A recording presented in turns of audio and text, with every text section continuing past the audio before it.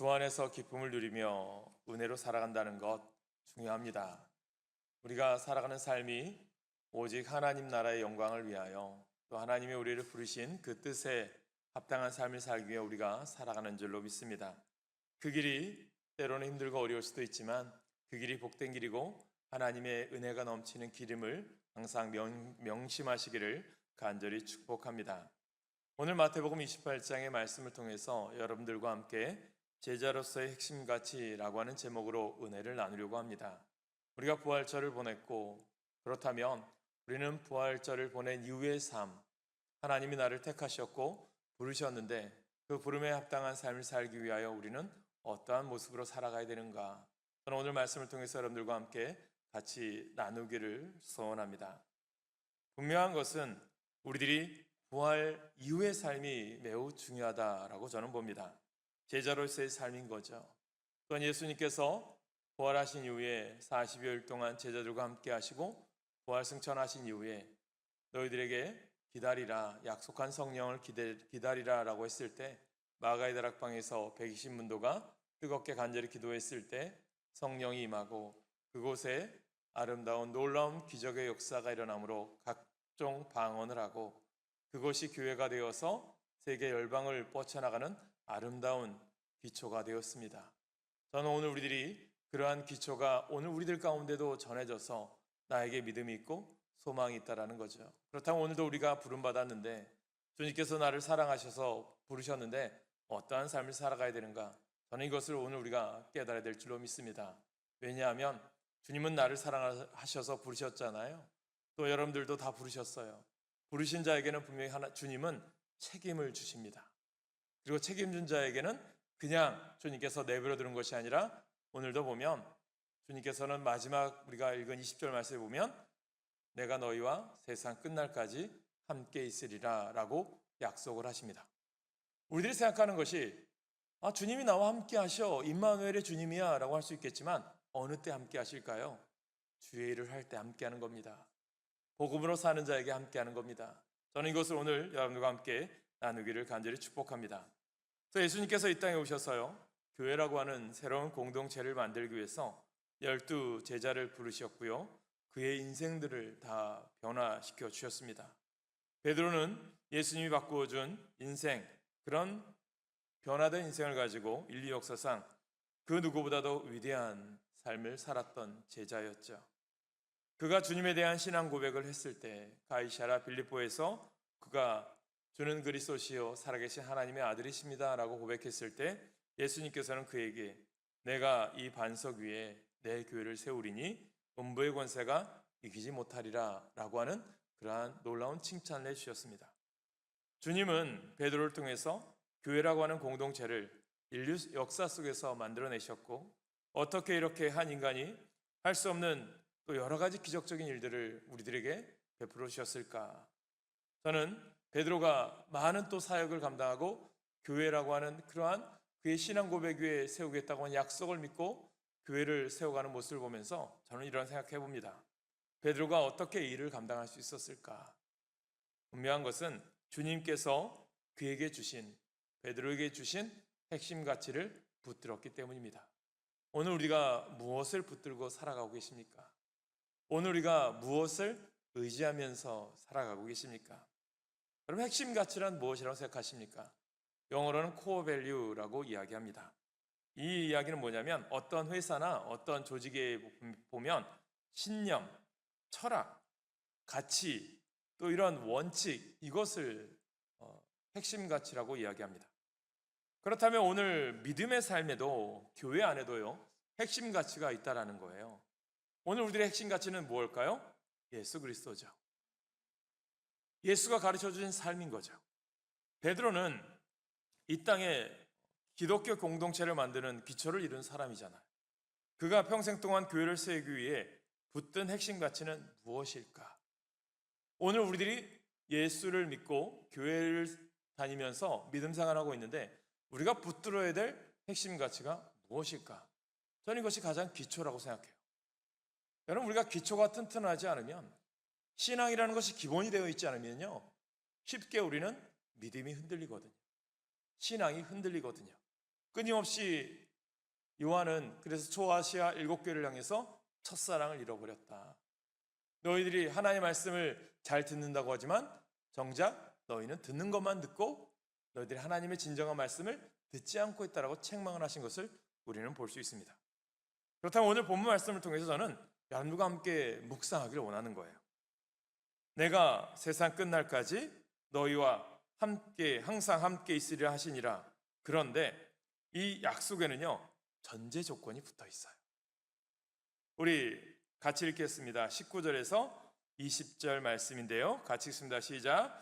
그러므로 너희는 가서 모든 민족을 제자로 삼아 아버지와 아들과 성령의 이름으로 세례를 베풀고 내가 너에게 분부한 모든 것을 가르쳐 지키게 하라.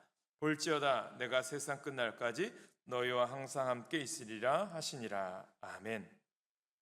분명한 것은 예수님께서 우리에게 명령하신 그 길을 가면 주님이 우리와 함께 그 길을 가겠다는 약속이 분명히 존재하고 있다는 겁니다.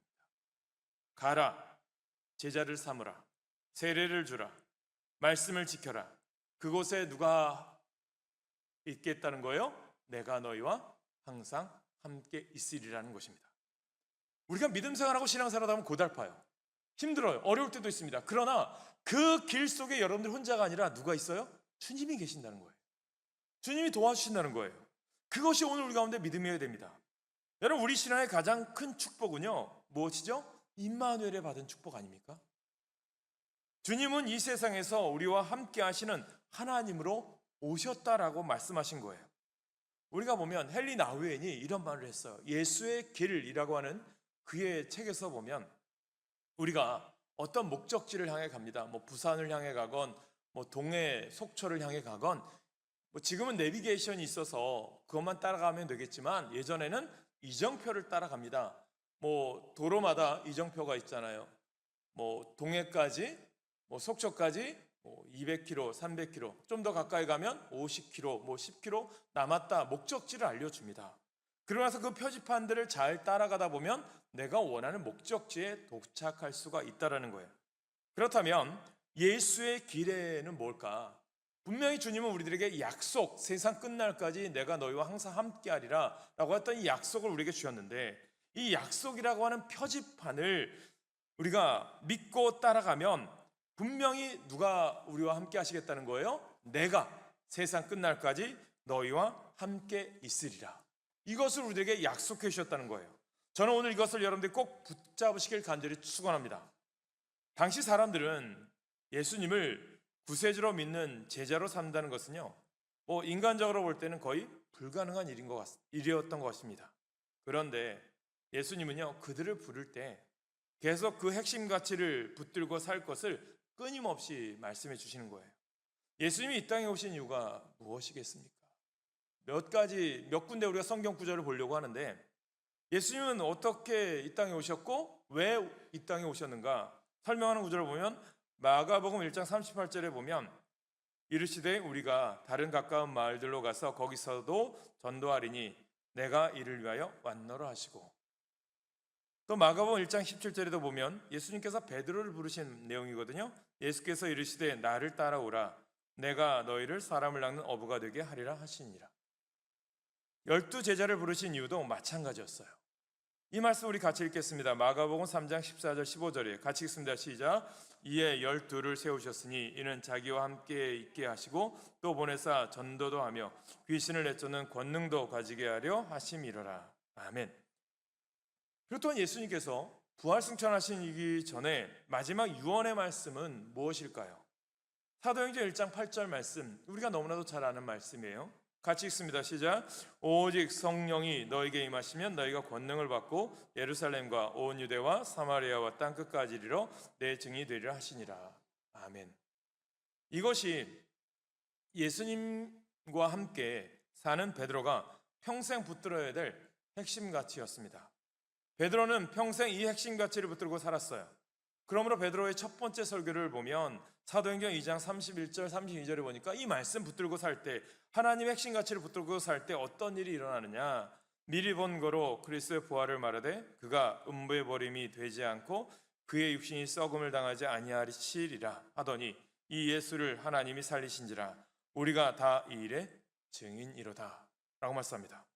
그리고 사도행전 2장 36절에도 보면 그런즉 이스라엘 온 집은 확실히 알지니 너희가 십자가에 못 박은 이 예수를 하나님이 주와 그리스도가 되게 하셨느니라 하니라. 이 설교를 듣고 어떤 일이 일어납니까? 예수에 대한 말씀을 전해요. 예수가 이 땅에 오신 목적을 이야기해요. 그때 2장 41절 말씀처럼 그 말을 받은 사람들은 세례를 받음에 이날에 신도가의 수가 3,000이나 더하더라. 베드로의 능력입니까? 예수 그리스도의 복음을 전했더니, 예수 그리스도께서 주신 사명을 감당했더니 주님께서 이렇게 베드로의 삶을 축복하셔서 믿는 사람들 더하게 하는 역사가 있는 줄 믿으시길 간절히 축원합니다. 여러분, 우리가 복음을 전해요. 예수를 전합니다. 그런데 보면 내 능력대로 하다 보면 지쳐요. 이것을 깨달으셔야 돼요. 여러분, 우리는 무슨 의미로 복음을 전해드리냐? 우리가 복음을 전하고 예수를 전하면 거두시는 이는 내가 아니라 누구예요? 주님이십니다. 이것을 오늘 우리들이 깨달으셔야 된다는 거예요. 내가 거두려고 하다 보니까, 내가 뭔가 이루려고 하다 보니까 때로는 지치기도 하고 어려움을 겪는 거예요.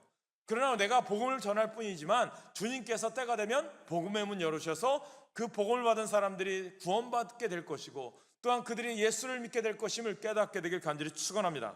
이것이 오늘 우리들이 깨달아야 될 말씀이에요. 사도행전 4장 4절에도 보면 말씀을 들은 사람 중에 믿는 자가 많으니 남자의 수가 약 5,000이나 되었더라. 사도행전 6장 7절에도 보면 하나님의 말씀이 점점 왕성하여 예루살렘에 있는 제자의 수가 더 심히 많아지고 허다한 제사장의 무리도 이 도에 복종하니라. 아멘. 이 제자들이 수천 년 동안 지배했던 유대 사회를 변화시키기 시작을 합니다. 우리가 예수님과 함께 사는 삶을 살 때 핵심 가치를 잃어버려서는 안 된다는 거예요. 교회에서 행하지는 5개의 기둥이 있어요. 뭘까요? 그것은요, 예배, 교육, 봉사, 전도, 신교입니다. 여러분, 이 모든 것들이 교회를 이루어가는 공동체에서 해야 될 사명입니다. 그런데 이 모든 활동의 축은 무엇과 초점이 맞춰져야 돼요? 바로 제자를 삼는 사역입니다. 복음을 전하는 사역이죠. 사람을 구원시키는 구원의 방주로 사용되는 것은 교회만이 할 수 있는 일이에요. 이것이야말로 세상을 변화시킬 수 있는 가장 기초가 되기 때문입니다. 예수님의 제자로 만든 것이야말로 우리가 할 수 있는 가장 귀한 핵심 가치이고요. 이것이야말로 우리가 사람들에게 가장 줄 수 있는 가장 큰 좋은 선물입니다. 생명구원 사역이야말로 세상에서 가장 가치 있고 가장 고귀한 사역임을 깨닫게 되길 간절히 소망합니다. 요즘 뉴스를 보면 교회를 다녔던 청년들 40% 이상이 지금은 교회를 다니지 않는다고 합니다. 도대체 내가 왜 태어난 것일까? 정말 신은 존재할까? 고통이란 무엇일까? 우리가 죽으면 어떻게 될까? 어떻게 살아야 바르게 사는 것일까? 이런 세상적인 철학과 고민들은 많이 있어요. 그러나 정말 예수에 대한 그런 모습들은 사라져 버리는 거죠. 하나님이니 천국이니 지옥이니 이런 것들은 인간의 필요에 따라, 종교적 필요에 따라 만든 상상의 산물에 불과하니 그냥 보이는 세계를 즐기며 살아가자라고 하는 젊은이들이 많아지기 시작한다는 거예요.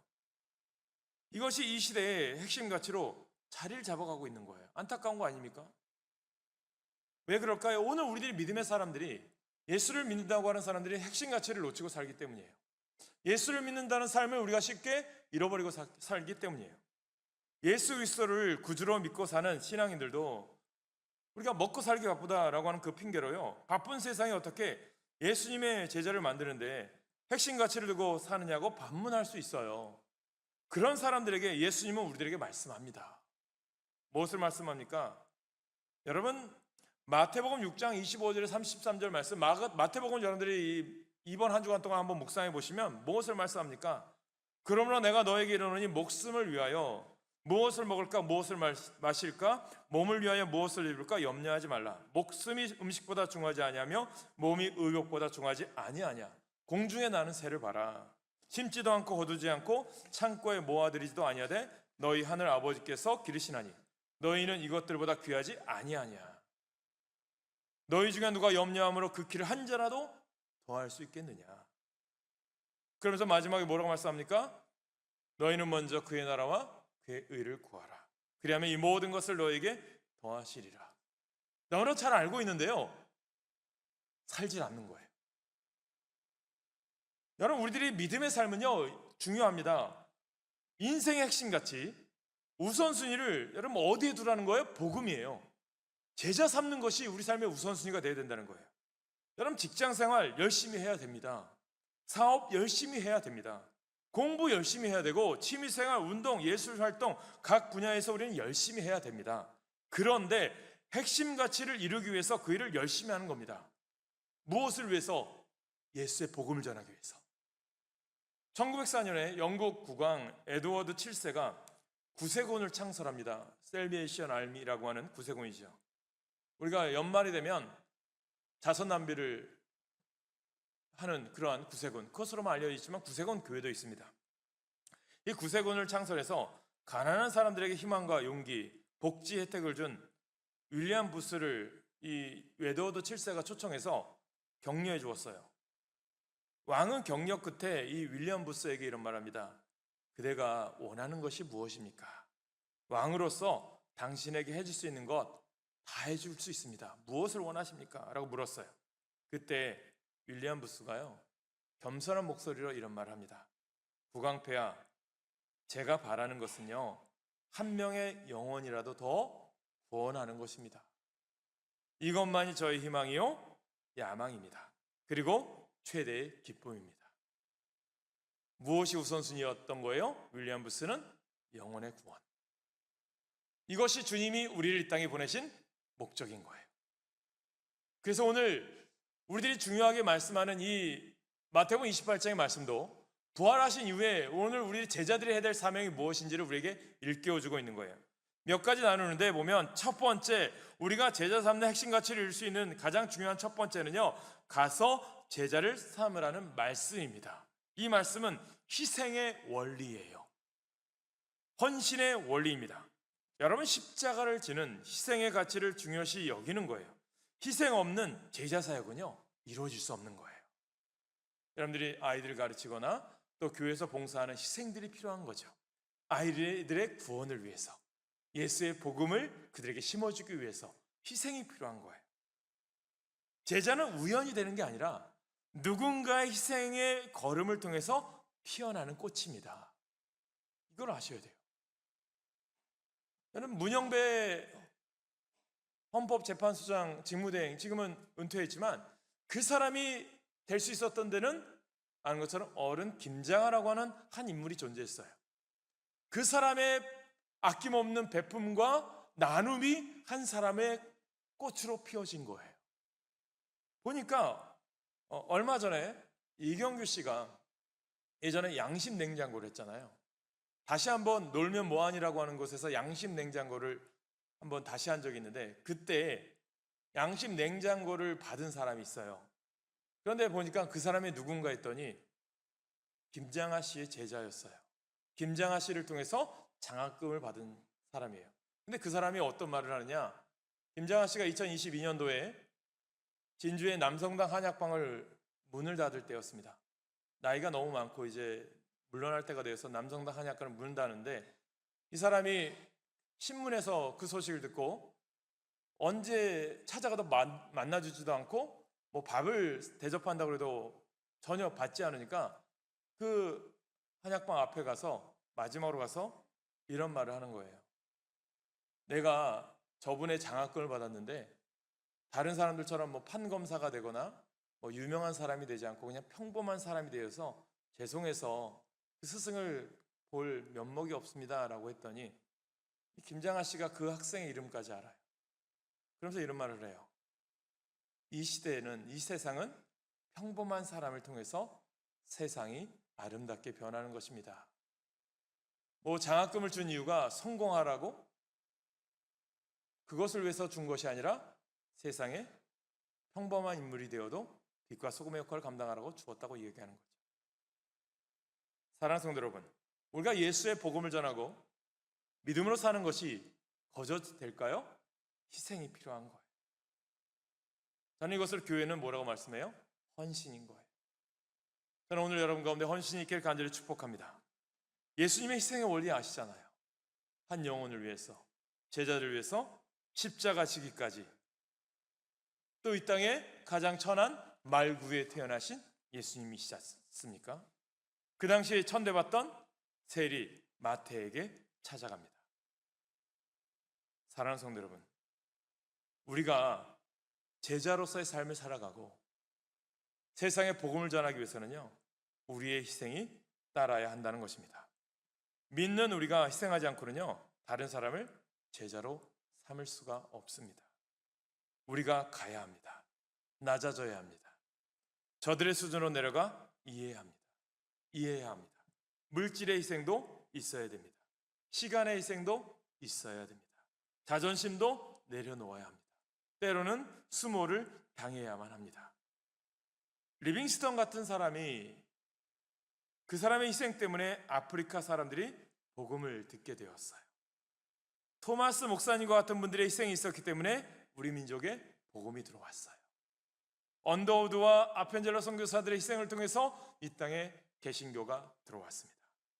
토마스 목사는 1866년, 우리가 아는 것처럼 제너럴 셔먼호가 대동강에 올라올 때예요. 그때 양이가 쳐들어온다고 해서 불을 던져서 그 제너럴 셔먼호를 불태웠어요. 상인 배기 때문에 총이나 대포가 없었기 때문에 그대로 불에 타서 그 사람들이 죽어야만 했죠. 그때 토마스 목사님이 그곳에 있었어요. 자신이 이곳에서 죽어야 되니까 자기가 가지고 있던 성경책을 대동강변에 던져버려요. 근데 어떤 일이 있는 줄 압니까? 그 대동강에서 던졌던 그 성경책이 대동강변에 흐르다가 하나하나 흩어져서 강물에 떠내려가고 있어요. 그때 이 토마스 선교사가 마지막으로 죽어가면서 말합니다. 이 성경이 녹아 흘러가 땅을 적실 때마다 이 조선 땅이 복음의 땅이 되게 하옵소서 라고 대동강에서 죽음을 맞이합니다. 하지만 어떤 일이 일어난 줄 아십니까? 그 대동강에 던졌던 성경을 준 최초의 어린아이가 최치량이라고 하는 사람이에요. 그 집이 여관이 되었는데 이 주운 성경을 가지고 그 집 벽지로 발랐다고 합니다. 20년 후에 존 마펫이라고 하는 선교사가 평양에 들어가서 어느 여관집에 들어가게 되었는데 보니까 그 벽에 한문 성경이 벽에 붙어 있었답니다. 그래서 최치량에게 물었대요. 그때 최치량이 내가 어렸을 때 대동강에 갔다가 예수쟁이가 모기 잘릴 때, 예수쟁이들이 불에 타라 죽을 때 주었던 책을 벽에 발랐습니다 라고 하는 이야기를 들었다고 합니다. 드디어 그는 존 마펫 선교사를 통해서 전도를 받고 나중에는 장로가 되었다고 합니다. 그 후에 토마스 목사가 죽었던 그 자리에 있던 박충권은 김익두 목사님의 부흥에 참석했다가 예수를 영접한 후에 자기의 과거를 회개하면서 자기 집을 교회에 바치고 예수를 믿어서 장로가 되었다고 합니다. 희생, 섬김이죠. 양화진에 가보셨나요? 그 옆에 있는 절두산 성지 가보셨나요? 절두산이 뭐라고요? 복음을 전했던 선교사들이, 복음을 믿었던 많은 이 땅의 사람들이 목이 잘려 두고 죽어간 곳이 절두산입니다. 희생이 필요한 거죠. 오늘 우리가 교회, 믿음, 헌신, 희생이 필요한 겁니다. 두 번째, 세례를 주어 제자를 삼아야 합니다. 이것은요, 성령의 원리입니다. 영적 생명을 얻게 하는 겁니다. 제자를 삼는 두 번째 원리는 성부와 성자와 성령의 이름으로 세례를 주는 겁니다. 여러분, 핵심을 놓치지 말아야 됩니다. 뭐냐면 내 힘이 아닙니다. 결국 사람을 변화시키는 것은요, 무엇이에요? 성령의 능력이에요. 오직 성령이 너에게 임하시면입니다. 사도행전을 보면 베드로는요, 성령의 힘으로 제자를 만들어요. 사도행전은 성령의 능력으로 교회 공동체가 이루어지는 것을 볼 수가 있어요. 제자가 되는 것은요, 인간의 노력으로만 되어지는 것이 아닙니다. 궁극적으로 성령으로 거듭나야 됩니다. 우리가 태어날 때 우리 마음대로 태어났나요? 아니죠. 우리의 의지와는 전혀 상관없이 어머니와 아버지를 통해서 이 땅에 태어났습니다. 여러분, 영적 생명도 마찬가지라는 거예요. 성경은 이렇게 새 생명으로 태어나는 것을 뭐라고 말씀하냐면 은혜다라고 말합니다. 은혜 가운데 태어난 거예요. 여러분들, 우연이 아니라 하나님의 은혜 가운데 이 땅에 태어났음을 믿으시길 축복합니다. 그래서 에베소서 2장 8절 9절에 바울이 이런 말합니다. 같이 읽습니다. 시작. 너희는 그 은혜에 의하여 믿음으로 말미암아 구원을 받았으니 이것은 너희에게서 난 것이 아니요 하나님의 선물이라. 행위에서 난 것이 아니니 이는 누구든지 자랑하지 못하게 함이라. 아멘. 아무리 강팍하고 불가능하게 보여도요, 성령의 은혜가 임하면 변화되게 되어 있어요. 사울은 예수님을 부정한 사람, 그리스도를 학살한 사람, 예수님의 부활을 부정한 사람. 그러나 그가 다메섹 도상에서 부활의 예수를 만나요. 주님의 은혜를 입어요. 그때 그는 완전히 바뀌게 됩니다. 율법주의자요, 바리새인이요, 교만과 강팍한 그를 주님은 산산히 부서뜨리셨습니다. 그의 삶은 변화되었어요. 여러분, 오늘 내 안에 아직 부서지지 않은 게 있어요? 성령의 능력으로 부서지시길 간절히 축복합니다. 이제 주를 그리스도로 시인하는 새 사람이 된 바울이죠.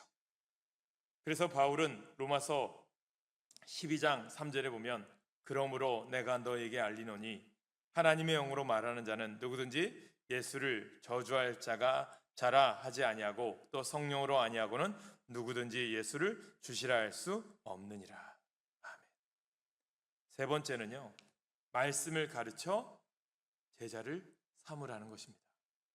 말씀의 원리예요. 여러분, 육신이 성장하기 위해서는요, 음식이 필요합니다. 그렇다면 영적 성장을 위해서는요, 우리들에게는요, 하나님의 말씀이 필요하다는 것입니다. 여러분, 한 주간 동안 말씀을 얼마나 묵상하고 계십니까?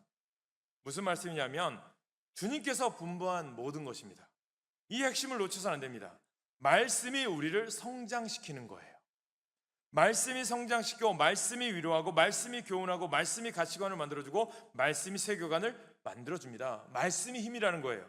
저 시편 19편 7절에서 10절에 보면 여호와의 율법은 완전하여 영혼을 소성시키며 여호와의 증거는 확실하여 우둔한 자를 지혜롭게 하며 여호와의 교훈은 정직하여 마음을 기쁘게 하고 여호와의 계명은 순결하여 눈을 밝게 하시도다. 여호와를 경외하는 도는 정결하여 영혼까지 이르고 여호와의 법도 진실하여 다 의로우니 금 곧 많은 순금보다 더 사모할 것이며 꿀과 송이꿀보다 더 달도다. 아멘. 아멘이십니까? 우리 사상이나 이론이나 경험이 아닌 거예요. 말씀을 먹어야 한다는 거예요. 여러분, 아이를 낳고 방치하는 사람 있어요? 요즘 시대 아이를 버리는 사람도 있기 때문에 모르겠지만 아이를요, 키워야 됩니다. 가르쳐야 되고요, 또 열심히 해야 됩니다. 우리의 영은 말씀으로 양육되어야 한다는 거예요. 예배 시간에도, 성경 공부 시간에도, 또 속회 시간에도 우리는 말씀을 듣고 읽고 배우고 외워 말씀으로 우리를 성장케 하고 말씀으로 다른 사람을 성장시켜야 한다라는 것입니다. 말씀은요, 인격을 변화시키는 거예요. 말씀은 삶을 변화시키는 거예요. 방향을 전환시키게 하는 겁니다. 이것을 아시길 간절히 축복합니다. 네 번째, 지키게 하여 제자를 삼아야 됩니다. 실천의 원리예요. 열매를 말하고 있어요. 우리가 놓치지 말아야 할 핵심입니다. 말씀은 감상용이 아닙니다. 지적 교養만을 위해서 주어진 것이 아닙니다. 말씀은 삶으로 실천되어져야 한다는 거예요. 변화되어야 한다는 것입니다. 열매가 맺혀져야 한다는 거예요. 행함이 없는 믿음은 죽은 믿음에 불과하다. 누가 말씀했어요? 야고보서 2장 17절 같이 읽습니다. 시작. 이와 같이 행함이 없는 믿음은 그 자체가 죽은 것이라. 여러분, 저는 여러분들이 작은 예수가 되시길 축복합니다. 작은 그리스도인 되시길 축복합니다. 사도들이 그렇게 살아왔어요. 그래서 그들은 세상을 개혁했습니다. 말씀은 순종을 통해 열매를 맺게 되는 줄 믿습니다. 많이 아는 것도 중요하지만 한 가지 말씀을 실천하는 것은 더욱 중요합니다. 이 시대가 많이 알지만 실천하지 않아요. 제자란 일정한 계획에 따라 배울 것을 약속하고 선생의 특별한 행동과 지식을 받아들여 점진적으로 선생을 닮아가는 사람입니다. 아멘. 저는 여러분들이요, 어른 김장아처럼 사셔야 돼요. 저는 여러분들이 그분이 예수를 믿는지 안 믿는지 모르겠지만, 저는 여러분들이 우리가 본받아야 될 것은 본받아야 되거든요. 결론적으로 말씀드리자면, 이런 핵심 가치인 제자 사역을 감당할 수 있도록 주님이 약속해 주신 것이 무엇이에요? 주의를 감당할 수 있도록 내가 너희와 함께 있으리라. 아멘. 언제까지요? 세상 끝날 때까지. 무조건 함께 해주시나요? 아무 때나 함께 해주시나요? 주의를 감당할 때 함께 해주시는 겁니다. 그러니까 여러분들이 주의를 소중히 여기셔야 돼요. 하나님께 헌신하고 사명 감당하는 거 소중히 여기세요. 그때가 은혜인 것입니다. 하늘과 땅의 모든 권세를 가지신 분, 그분이 함께 하시는 거예요. 돌아가셨다가 부활하신 분, 구세주이십니다. 세상을 창조하고 지배하시고 섭리하시는 분이십니다. 그분이 우리와 함께 하십니다. 우리는 할 수 있습니다. 여러분, 물질이 없다고요? 시간이 없다고요? 재능이 없다고요? 힘이 없다고요? 용기가 없다고요? 포기하지 마십시오. 어떤 사람은 구원의 확신이 없다고도 합니다. 전도의 필요성을 느끼지 않는다고 합니다. 겁이 나기도 한다고 합니다. 방법을 모른다고도 합니다. 해야 할 다른 일이 너무 많다고도 합니다. 교회가 멀다고도 이야기합니다. 행실이 모범이 못 된다고도 합니다. 전도할 사람이 없다고도 합니다. 그러나 순종하려는 각오만 해보십시오. 그러면 우리 성령님께서 도와주실 줄로 믿습니다. 영혼 구원은요, 내가 하는 거 아닙니다. 결국 성령께서 하시는 사역에 우리가 쓰임받는 겁니다. 제자와 사역은 우리 주님께서 가장 원하시는 사역인 거예요. 이 일에 우리가 쓰임받아야 합니다. 주님 말씀합니다. 우리 다시 한번 읽습니다. 사도행전 1장 8절 시작. 오직 성령이 너에게 임하시면 너희가 권능을 받고 예루살렘과 온 유대와 사마리아와 땅끝까지 이르러 내 증인이 되리라 하시니라. 아멘. 성령의 권능을 받으면 됩니다. 초대 예루살렘 교회 120명의 성도들을 보십시오. 모여 기도합니다. 기도하다가 성령의 권능을 받습니다. 그러자 무수히 많은 사람들이 주님 앞으로 돌아오는 기적을 체험하잖아요. 그들은 어떤 사람들? 연약한 사람들, 예수님을 저주하고 부인한 사람들, 도망간 사람들. 그러나 그들을 통하여 세상이 변화였습니다. 1세기 세계 선교를 감당했던 안디옥 교회를 보십시오. 작은 무리였어요.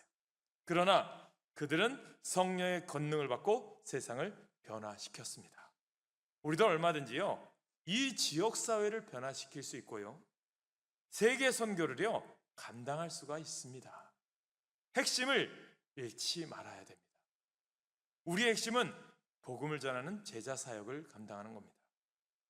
우리가 이 땅에 떠난 후 남는 것이 있다면 무엇이 있겠습니까? 가치 추구를 하는 사람들이 오래 남고 그 가치가 세상을 변화시켜 그 가치를 실현하는 사람들에게 더 오래 기억 남을 것입니다. 그리고 그 핵심 가치가 세상을 변화시키는 것입니다. 저는 오늘 이 말씀 꼭 묵상하시기 바랍니다. 우리들이 고난과 죽음에 지배받는 것이 아니라 부활하신 주님의 약속을 붙들고 믿음으로 고백할 수 있는 것, 그렇습니다. 주님, 우리는 이 약속을 믿습니다. 주님, 우리가 이 약속을 의지합니다. 오늘 우리가 예수의 길에서 이 십자가의 길이 부활을 향해 가고 있음을 믿기 때문에 우리들이 소망을 가지고 오늘도 이 부활의 영광을 갖는 믿음으로 걸어갑니다. 오늘 이 약속이 여러분들에게 꼭 들려지고 이 약속의 말씀을 붙들 수 있기를 간절히 소원합니다. 내가 세상 끝날까지 너희와 항상 함께 있으리라 하시니라. 주님의 숨결이 우리 안에 숨쉬어지기를 간절히 축복합니다. 이 마음으로 우리 찬양하겠습니다. 가서 제자 삼으라. 찬양하겠습니다.